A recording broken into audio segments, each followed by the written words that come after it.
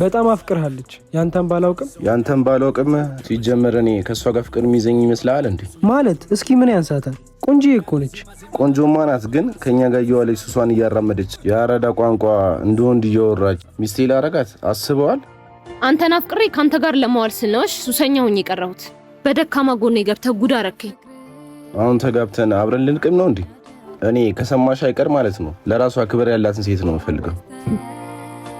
በጣም አመሰግናለሁ።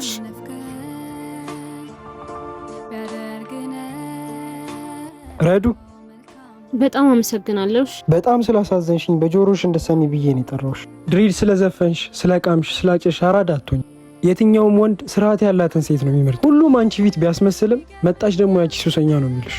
እና ከእንደዚህ አይነት ነገር ወጥተሽ ክብር ያላት ሴት ሁኚ። ያኔ ፍቅርሽንም ክብርሽንም ታገኛለሽ።